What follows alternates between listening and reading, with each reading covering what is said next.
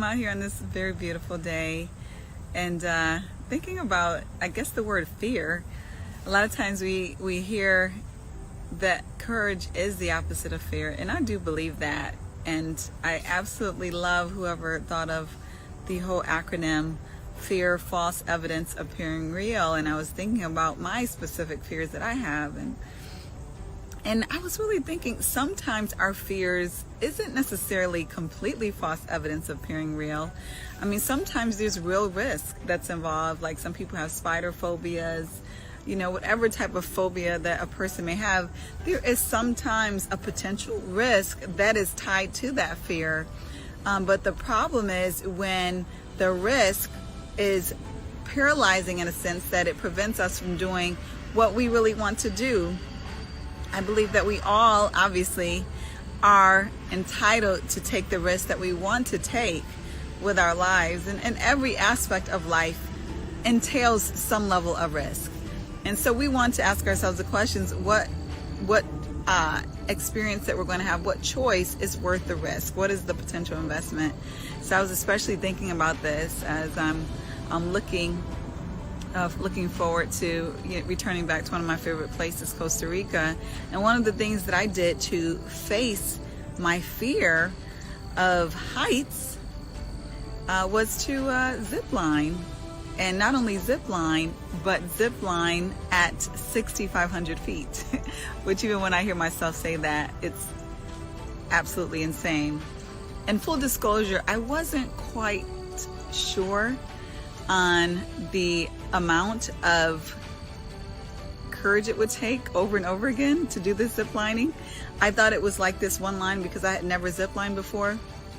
I thought it was like this one line, and that once I get the courage to get on this one line, it just takes me all the way to the end. But no, there were 12 posts, and for those who aren't as familiar with zip lining, they're basically like these different stops where you have to get off and get back on. And so I did that on these 12 different posts, which were pretty much tree trunks, but these were like massive tree trunks because we were up all the way in the mountains, like I said, 6,500 feet. So you can imagine how far high we were. Like we literally drove about 45 minutes just to get to the top, and then we zip lined down. And if I be honest with you, I cried like a baby before I got on the top. I felt guilty as a mom, like thinking, are you really about to do this? This was about 5 years ago, or more than that rather. But I did eventually do it. And I think a lot of it had to do with peer pressure. Not that people were pressuring me directly, but I'm like standing here, there's an 8-year-old kid, a 10-year-old kid, and all these other people, and I'm the only one sitting here frantic and terrified. So it did make me, a little bit more encouraged to do it. And, honestly, my main reason for doing it was to face my fears. I wanted that opportunity to face my biggest fear. And I thought that was a really cool way of doing that. And so I ultimately did it. It was an amazing, absolutely amazing experience, a humbling experience, if you can imagine, of just being up there. It was beautiful. The trees, the water, just seeing heights, seeing a view that I've never seen before. I've been in planes, that's far high, obviously, and you feel far more protected. And I've been on ground looking up, but it's a very interesting angle to zip line that high up, whereas you're much higher, obviously, while at the same time being aware that there's a bottom that is right there as well, or not right there, but a lot further than right there. And interestingly, they give you a helmet, but the helmet, I mean, between me and you, it's like, I don't know how much the helmet really would have done, if, God forbid, there was any type of fall. But that being said, do I think I'll ever do it again? I probably won't.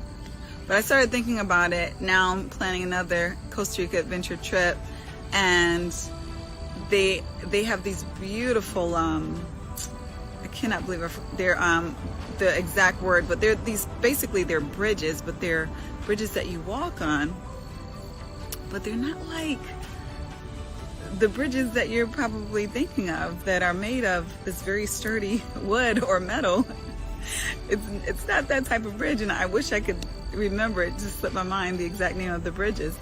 But they're like the loose bridges. So like they're bridges technically someone could slip on through. They're bridges when you walk, they're wobbly, so you get an idea of those bridges that I totally cannot remember the name of them. And so here I'm again, I'm like, gosh, I have to muster up this courage once again to do this. And you know, a lot of things, you know, that we enjoy, there's always some risk involved, and some things we don't enjoy, there's still some risk involved. Like I said, there's risk in living. But at the same time, I just know it's going to be an amazing experience, and it just made me think I would love to come in and talk to someone who really wants to do something, but is paralyzed by fear. And sometimes we're paralyzed by fear and don't even know it. We just think that it's not in our instinct to do it. We really don't feel like doing it right now, or isn't up to it. And sometimes it's really just fear. And a lot of times it's fear regarding things that require far less risk, but yet you get far more reward. So, you know, just reminding you, as I remind myself, you know, everything we want to do isn't always comfortable. Everything that we want to do isn't always something that we've done before. And sometimes in order to get a reward that we want, whatever that reward is, we do have to take some level of risk.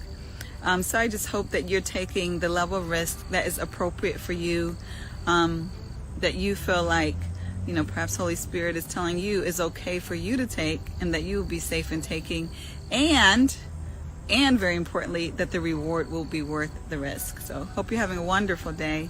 Take care.